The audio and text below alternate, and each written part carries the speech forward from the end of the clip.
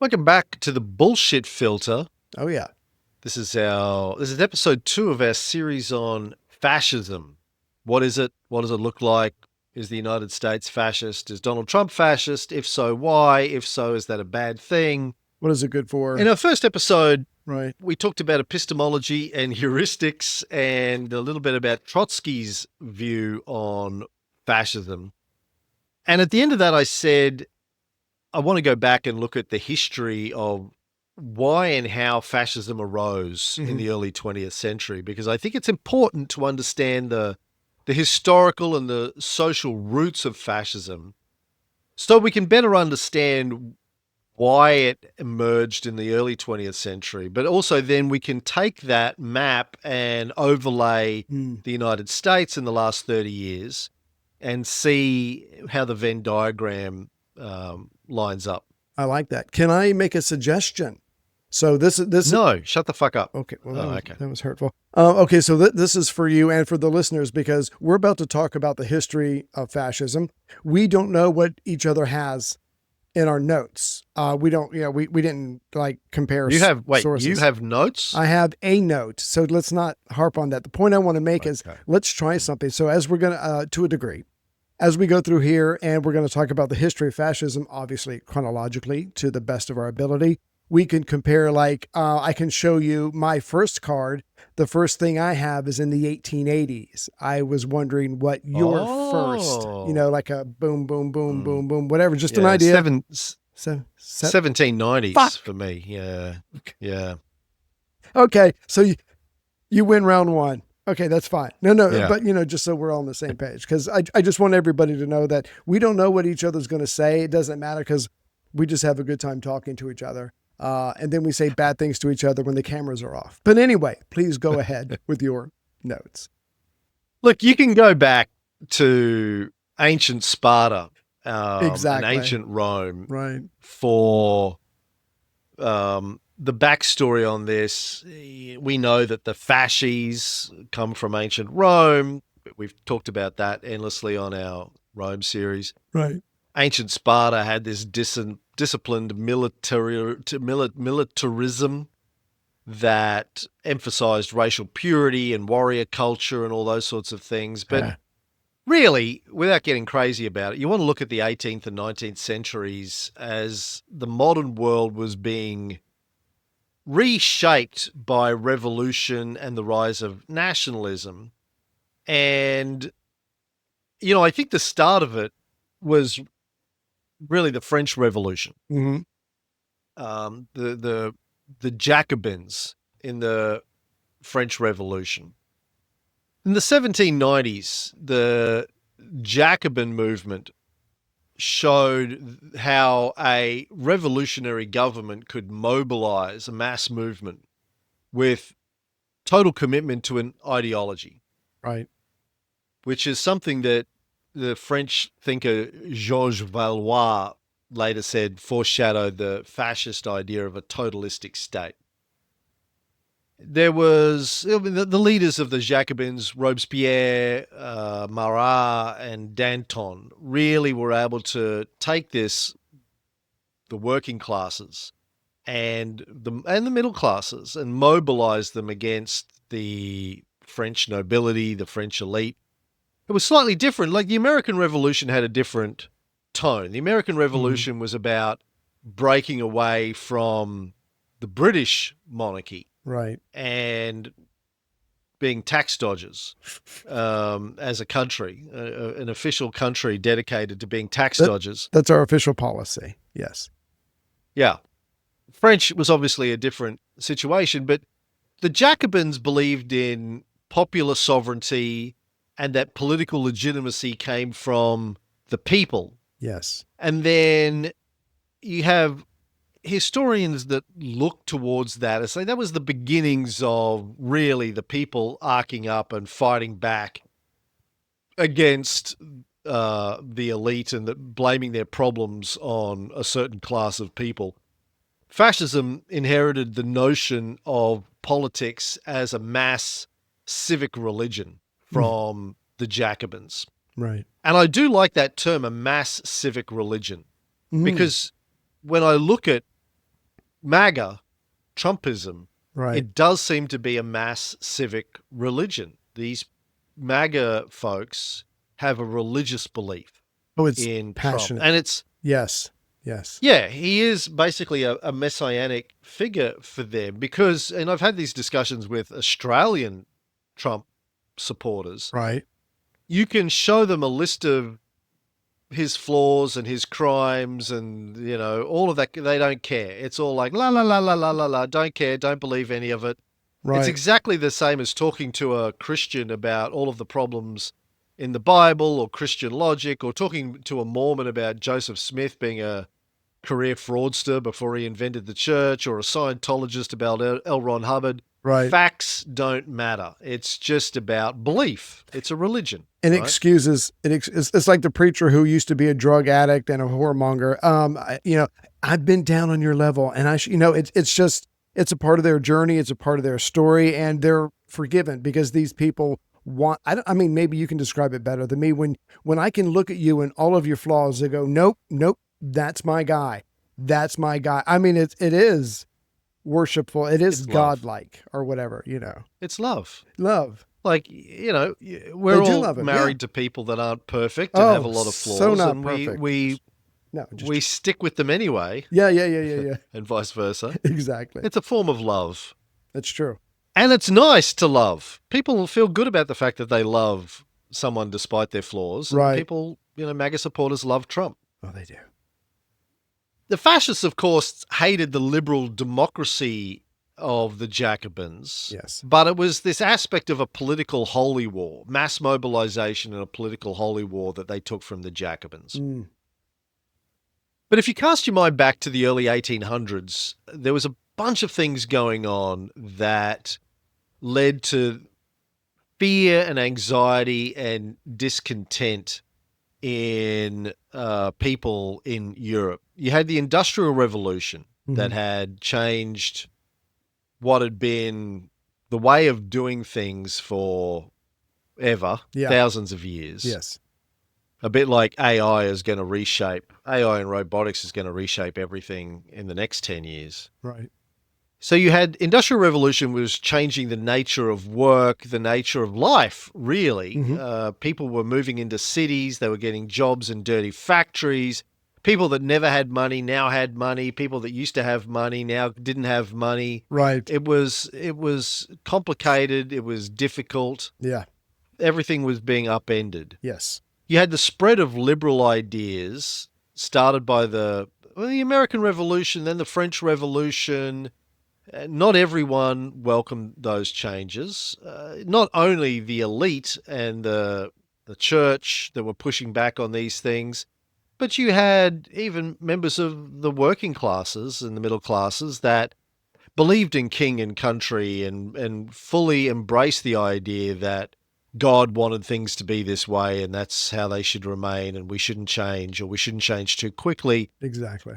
So there was the Enlightenment, and then there was the Counter-Enlightenment, conservative revolution pushing back on the liberal ideas. Yeah, you had people of the upper classes, the elite, that resented the rise of individualism and capitalism. Like the elite that had generational wealth, landed gentry, had lands that had been given to them by monarchs that had been in their family for generations. Right. They didn't like the rise of the middle class. All of a sudden, you have these shopkeepers and guilds and lawyers and accountants that were making money and able to buy property and join the nice clubs. Well, not only that, but then you had, and you were touching on this a second ago. I mean, we've all read stories, we've all seen TV shows, and we've all seen this in history books or whatever, in whatever form, is that you have aristocracy suddenly out of money for whatever reason. A lot of it is bad management, and suddenly they have to marry their daughter off to the shopkeeper's son because that's going to be an infusion of cash, which they don't have anymore. It truly was a topsy-turvy world. And just for me, and I'm sure it's different for everybody, but for me, one of the greatest indications of how far or how well entrenched this idea that things shouldn't change, that this is the way God wanted it to be, when you were an aristocrat or you were a noble or whatever, you literally thought the blood that flowed through your veins somehow, don't ask me how, was superior to the guy, cleaning up crap or feeding your pigs or cutting your, whatever. I mean, you were literally better in almost every way possible. You had noble blood, and for things to start changing, there's going to be like you said, a very strong reaction to that. And it wasn't just the elite that were pushing back. There were artists and philosophers that weren't happy about progress, the fact that everything was turning into cement and steel and factories. There was they wanted to get back to an organic form of life, leaves of grass, Walt Whitman, these sorts of things. We need to get back to nature. We need to get back to community. We need to get back to... It's like the same thing I hear from Chrissy and people today complaining about social media and AI, and we're not really talking to real people, and humans are a social species, and we need to be talking to real people and not AI bots and that kind of stuff, although she's on AI all day long. Right. There was also people that wanted to get back to a sense of strong authority. They, as I said before, they sort of liked the structure and the stability of king and country and the church and those sorts of things, and thought that was important and we shouldn't change. This whole idea of parliamentary politics and the masses having some opinions on how things worked was very dangerous. Right. The madness of the crowds and that sort of thing. You had nationalist philosophers like Johann Fichte and Hegel, who were glorifying the state in sort of almost mythical terms that fascist thinkers would later borrow from. Fichte was a student of Kant. He came up with some interesting ideas that the individual could only exist in relation to others. He said that, and he wrote a book in 1797, Foundations of Natural Right, where he said that self-consciousness is a social phenomenon. Right. And I tend to agree. My non-dualism history and that sort of philosophy says that we create our identity as an individual as a subject versus object duality. It can only exist if we are comparing me to the other, me to you, me to the rest of society. Right. If you just see everything as a oneness, then there's no opportunity for individualism. It can only be expressed in the form of some sort of subjective interpretation of everyone else in your society. Mm-hmm. He gave a series of speeches, though, Fichte, called Addresses to the German Nation, where he urged German nationalism to fight against Napoleon. And of course, Napoleon plays a big role in the rise of all of this. Napoleon was able to take this mass movement of the Jacobins and the revolution that went awry in France, got very, very violent and out of control. He was able to come in, harness that, direct that, and then, as he was pushing back against the monarchies of Europe that were attacking France to try and reinstall the Bourbon monarchy, he was spreading those ideas of the people and the people rising up and taking control, whilst also making sure that he had an iron fist on control of France and most of Europe at the same time. It was a balancing act. Exactly. And he did it well. Yeah. And, he inadvertently caused these nationalistic feelings to arise in Germany and Italy because they were still fragmented. France was able to focus its energies, as people probably know. Germany wasn't unified and Italy weren't unified until the mid to late 19th centuries. So it was hard for them to get their shit together to fight back against a power like France and even England that had a lot more focus and energy. Yes. Hegel talked a lot about the state and the idea of a nation of people as being the important thing, or the Volk, the folk. People bound together with a language and a culture and a shared spirit, the Volksgeist. Right. Not the Poltergeist, the Volksgeist. That comes later. Yeah. And he argued that individuals should find their highest freedom through loyalty to the state, not against it. And this reminds me a lot of ancient Athens. Mm-hmm. We've talked about this on our shows over the years. You go back to pre-Alexander Athens, there was no idea of the individual, as I understand it, in ancient Athens. If you were a white man, right, a citizen with property, you saw yourself as the state. Your whole purpose was to work towards the enduring success of Athens. Yeah. Not for yourself. You would be looked after. Right. But your job was to support Athens. And in the early part of the Roman Republic too, there was that feeling that the success of Rome was the most important thing. That was the success of everybody, right? Yes. It was the success of the tribe, the success of the city and the city-state. You were part of that. It wasn't this individualistic thing, well, fuck the state. Right. As long as I'm doing okay. Yeah. Who gives a fuck how everyone else is doing, right? I think there was a time of Gaius Marius and the brothers Gracchi where individual agendas started coming to the fore, to the point where there were violent fights in public in the forum. I mean, yeah, so it went from what is good for Rome to what is good for me.